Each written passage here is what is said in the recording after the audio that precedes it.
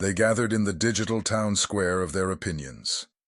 Those modern-day coliseums where people tear others apart, not with swords, but with scrolls, swipes, and cynical comments. They formed their silent juries, nameless and faceless, yet loud in their judgment, presiding over your life with all the arrogance of self-appointed gods, without context, without compassion, without ever having walked a single step in your shoes. And from behind screens and in whispered conversations, they delivered their verdict. It was cold, unyielding, merciless. It was written not in ink, but in the invisible stains of gossip, sarcasm, and ridicule that clung to your name like a scarlet letter. They didn't need facts. They had their opinions. They didn't need the full story. They had their assumptions. And so they saw your tears, and rather than honoring your humanity, they mocked your vulnerability. They saw the cracks in your journey and called them proof that you were broken beyond repair. They pointed to the doors that had slammed in your face, the unanswered emails, the missed calls, the jobs you didn't get, the friendships that vanished, the betrayals that nearly broke you, and they labeled all of it as your final chapter. Done, canceled, irredeemable. They whispered in tones dripping with condescension, "He'll never make it. She just doesn't have what it takes." They told your story as if it were a warning, a lesson in failure, something to be avoided rather than understood. You became a cautionary tale in their narrative of self-congratulation, a name they mentioned only when they wanted to feel better about their own hollow wins. They thought they saw clearly. They thought they knew the end. They were so intoxicated by their own sense of insight, so sure they had spiritual X-ray vision, that they never paused to ask if they were missing the most important detail: that another courtroom had convened. A higher courtroom. One not bound by time or human logic. One where your worth was not measured by metrics, followers, salaries, or social standing, but by divine intention. A courtroom where truth does not shout, it thunders. A courtroom where grace is not granted by merit, but by mercy. They never imagined there was a different judge, one who had not only read the full story but had written it. A judge who doesn't just weigh the evidence but redeems it. A judge who was about to rise, robe swirling with glory, and declare a different verdict, one that would echo through eternity and overturn every lie spoken over your life. Because what you were enduring wasn't just a hard season. It wasn't merely a rough patch or an unfortunate turn of events. This was spiritual warfare in its purest form. This wasn't just a physical struggle. It was a soul-deep war, an invisible battle that raged in the unseen realm, while the world watched your visible wounds and made small-minded conclusions. It was the crushing weight of public perception stacked against the barely audible but relentless whisper of your private faith. A whisper that kept you standing when everything in you screamed to collapse. A whisper that said, "Keep going." A whisper that came from somewhere deep, beyond logic, beyond emotion, from the eternal part of you that still remembered your calling, even when your mind forgot. You carried a burden that couldn't be explained with words, the burden of being profoundly misunderstood, of being misjudged not just by enemies, but by friends and family who should have known your heart. You had to keep walking, even when every step felt like a funeral march for your dreams. You journeyed through fog so thick you couldn't even see the next day, let alone the next breakthrough. And yet you moved forward anyway, guided only by a glimmer. Not a floodlight, not a roadmap, just a glimmer of hope, a flicker of light that refused to die. You clung to promises you couldn't prove. You held on when it seemed irrational to do so. And when you prayed, your prayers were not poetic. They were desperate. Raw, guttural, the kind of prayers that come from the gut, from a soul that is exhausted but not extinguished. You sent them into what felt like a silent void, with no assurance that they were being heard. But still you prayed. Still you believed. Still you endured. While they ridiculed you in public, they never saw the private battles you were winning, the nights you didn't quit, the mornings you still got up, the choices you made to forgive, to stay kind, to remain faithful even when everything around you said, give up.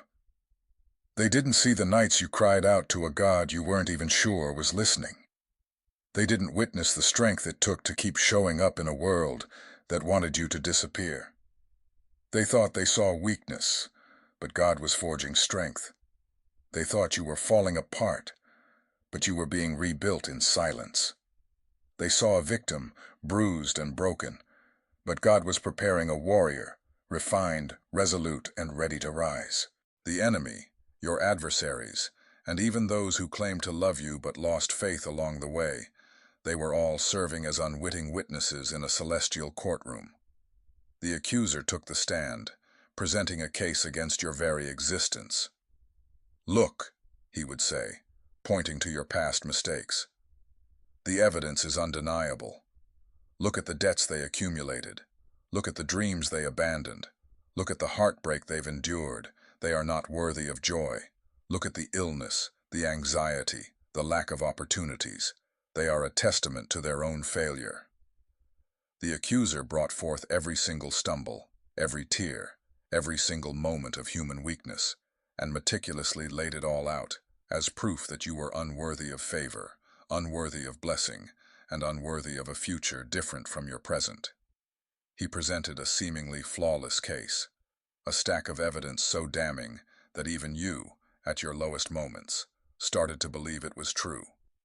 But in this divine courtroom, unlike any courtroom you've ever encountered, there is a defense attorney who has never known defeat. He doesn't defend you by pretending you're spotless. He stands with full knowledge of your wounds, your past, your regrets, and still, he declares you redeemed.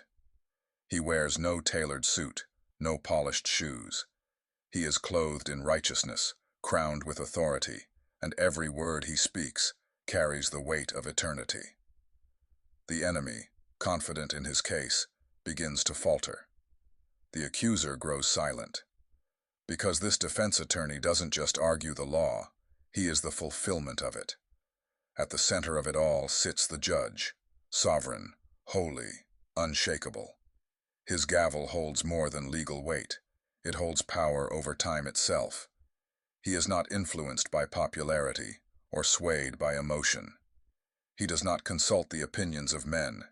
He is the Alpha and the Omega, the beginning and the end, and in his courtroom, truth is not debated. It is declared. Just as the gavel was about to fall on the accuser's damning final word, a voice interrupted the proceedings. But it wasn't a whisper. It was a sound unlike any other, a thunderous roar that shook not just the room, but the very foundations of every lie ever spoken over your life. Silence, the voice commanded. And instantly, every accusation, every doubt, every voice that had mocked you or replayed your failures in your mind, went quiet. The atmosphere changed. The courtroom stood still. The judge leaned forward, his eyes piercing and filled with something that stopped time itself. Not rage, but love. Not mild affection, but a fierce, unrelenting love that sees into your soul and still chooses you. He turned to the accuser, unimpressed by the pile of so-called evidence. And in a voice steady and sure, he declared, "Your evidence is irrelevant. Your testimony is invalid.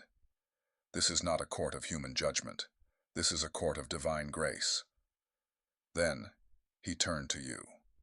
You, who had been standing in the dock, worn down by years of condemnation. You, who had begun to wonder if maybe the accuser was right. You, who had learned to carry shame like a second skin. But the judge did not see you as the world had. He didn't look at you with disgust or disappointment.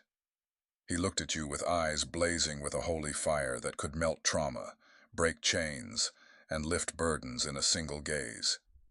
He saw you, truly saw you, not as broken, but as beloved.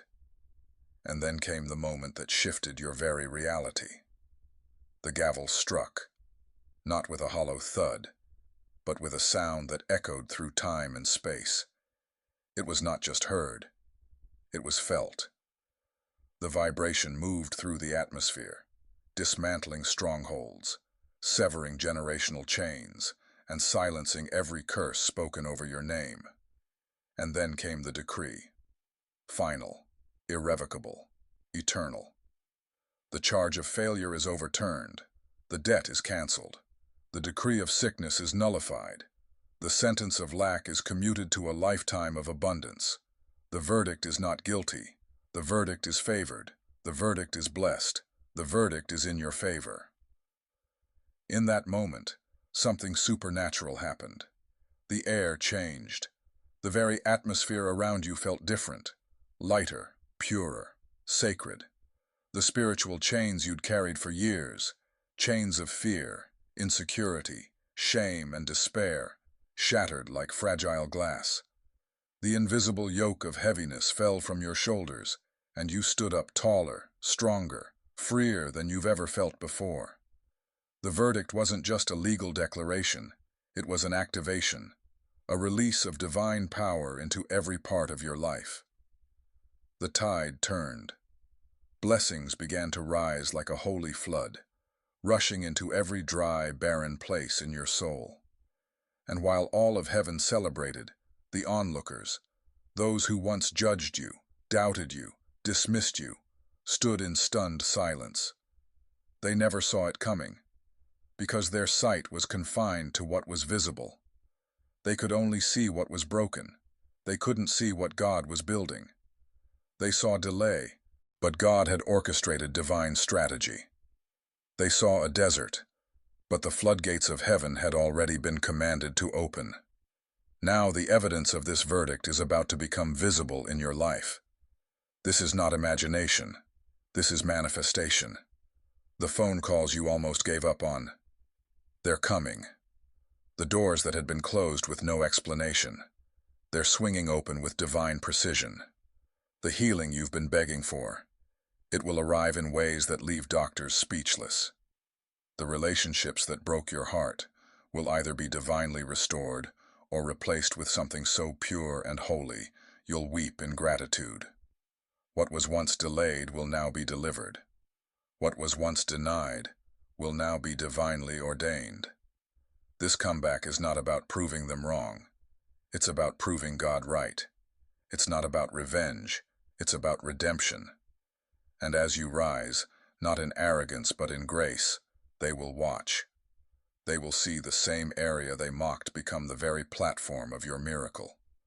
The same wounds they pointed to as proof of your failure will now shine with the glory of your healing. And when they ask, "How did you do it?" your answer will be simple, powerful, and true. I didn't. He did. Your story will no longer be a tale of struggle. It will be a living testimony of a faithful God. The person you were yesterday is not the person you are today. That old story of defeat, of failure, of being counted out. You are officially released from it. You are stepping into a new identity, one that has been sealed by the verdict of heaven itself. You are a victor, a healer, a provider, an overcomer. You are a walking, breathing testament to the fact that God is faithful, that He hears our prayers, and that His timing is always perfect. The comeback they never saw coming isn't just about your return to normalcy. It's about your ascension to a destiny greater than you could have ever imagined. So walk forward now with your head held high, not in pride, but in the certainty of your divine favor. The verdict is in, and you, the chosen one, have won. But winning isn't just about the verdict. It's about the life that comes after.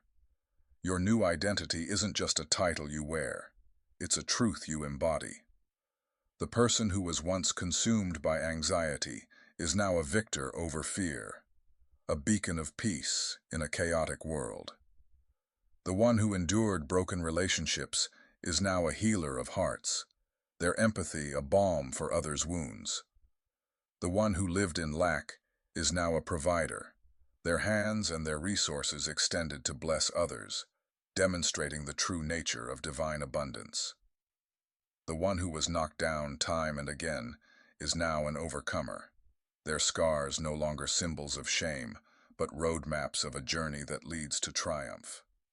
You are no longer defined by what happened to you, but by what God has done for you.